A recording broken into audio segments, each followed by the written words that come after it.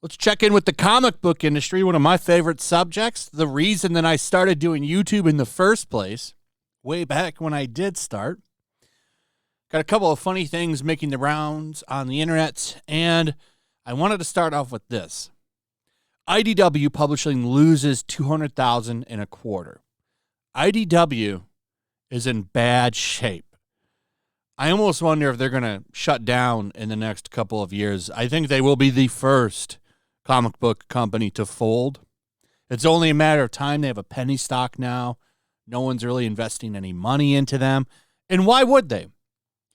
Not a lot of optimism when it comes to mainstream comic books. Plenty of optimism when it comes to indie books.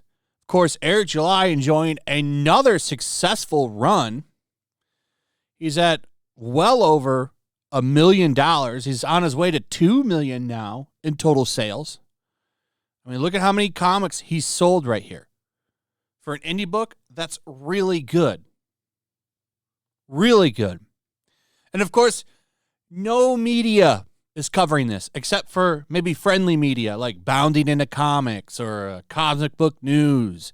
They'll talk about this, which honestly is the biggest story in independent comics right now, how well this is done, because it's doing just as good as the first campaign now.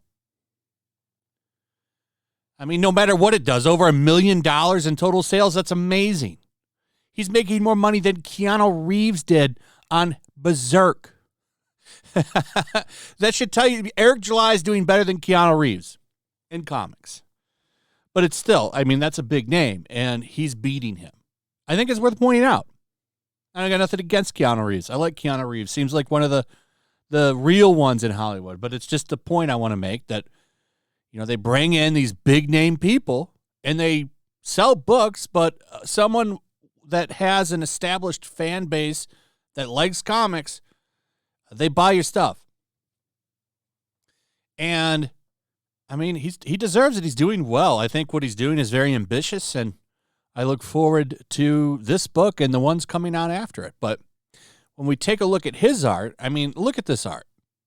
This is amazing. It looks great. I'm excited about it.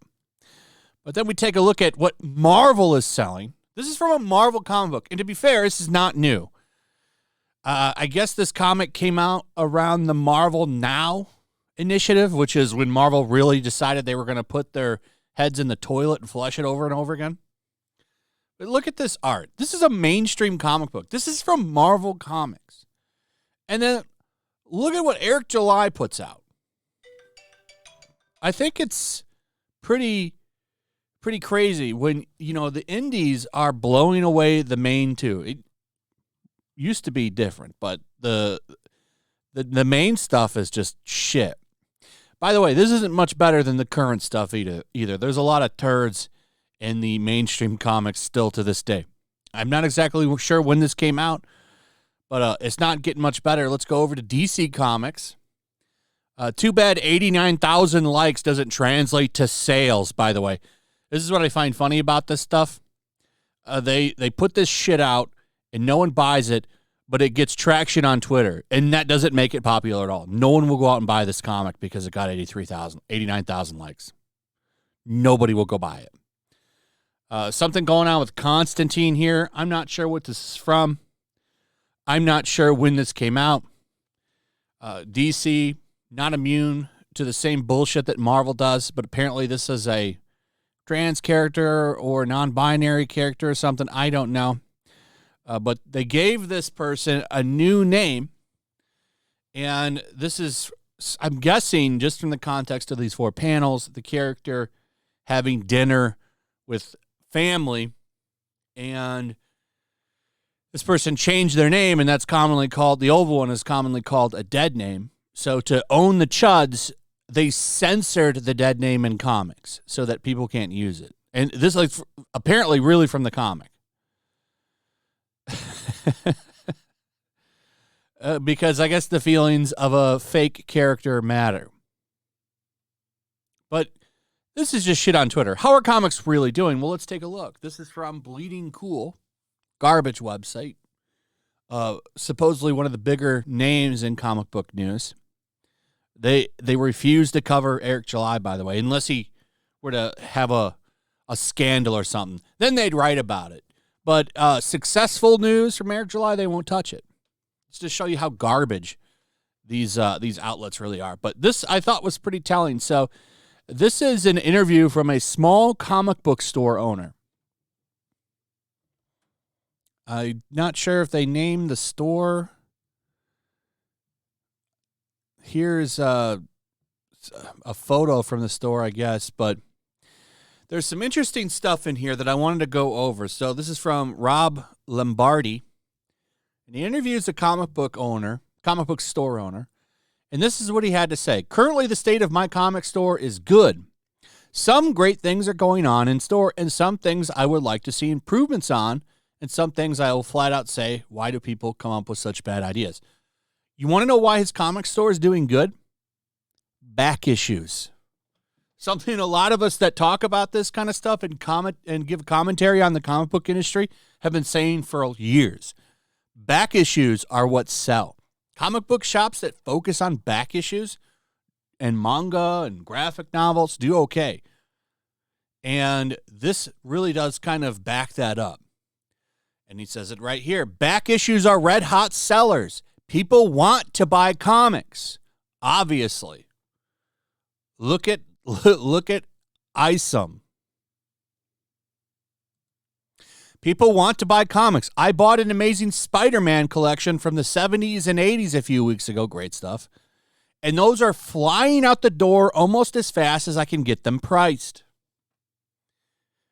70s and 80s. I have most of those runs, too, by the way. Great stuff. Old Spider-Man is amazing. Not so much anymore, as you'll see in a minute. I wish I could get more Iron Man and Hulk issues into the comic store from the 70s and 80s. We have customers who want them.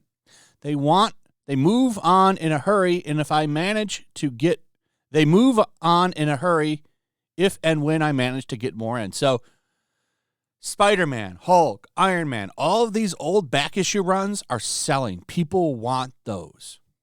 You got to go back to the past. And luckily, there's a lot of shit in the past to read. But you know what they don't want? New stuff. I wonder why they don't want new stuff. It's a real head scratcher, huh?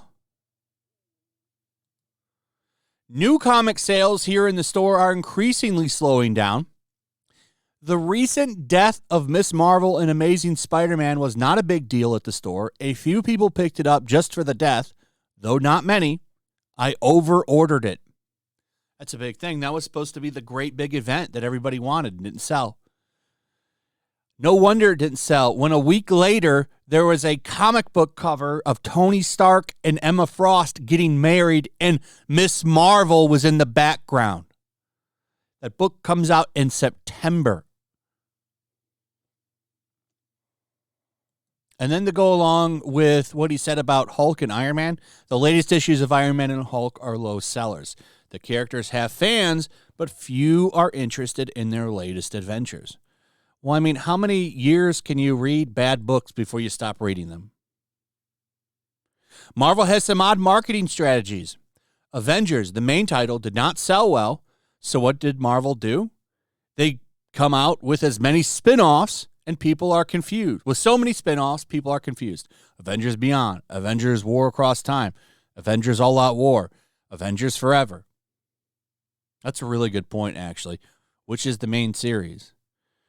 Like, you could have the main one, and then maybe one of those series, and then I would put... DC does this with Batman, too. They oversaturate the market with Batman, and it's causing the character to lose some of his steam, in my opinion. Marvel doesn't quite do that with Spider-Man. They have the Amazing Spider-Man, and then they'll have maybe one other book, like there's the Spider-Man book. And then there's also stuff like Spider-Man Double Trouble, but it looks so different from the main stuff.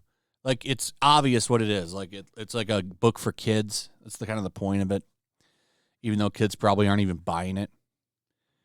But you look at that book, and it's not confusing. All these books, I've seen the covers. They all look like mainline Avengers books.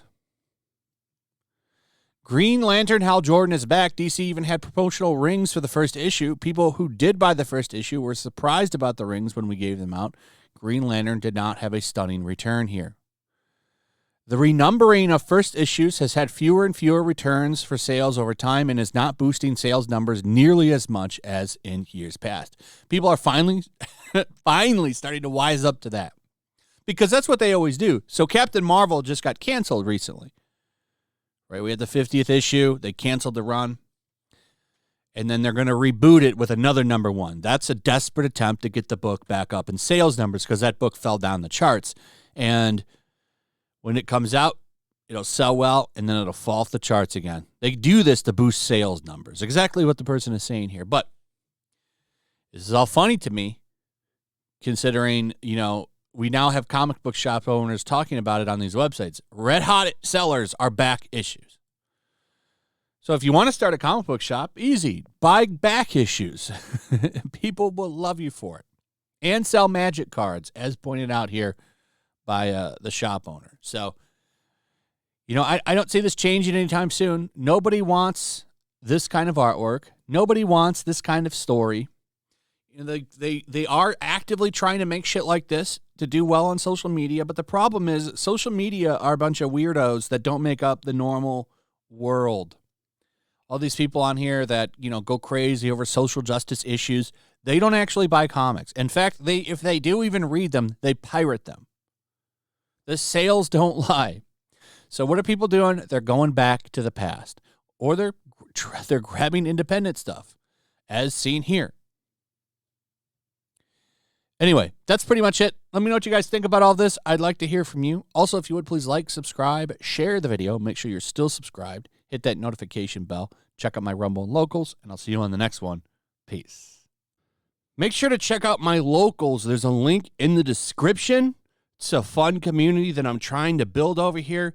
If you don't want to support me on YouTube, you can come over here. None of that money goes to YouTube. You also can just come over here for free. But if you are a supporter over here, I do plan on doing an extra live stream once a month and throwing links to the supporters so you can actually come on and have a supporter live stream with me. Also, it's a good place to catch all of my content. You don't have to worry about notifications like YouTube. They'll definitely work over here. So come check out my Locals.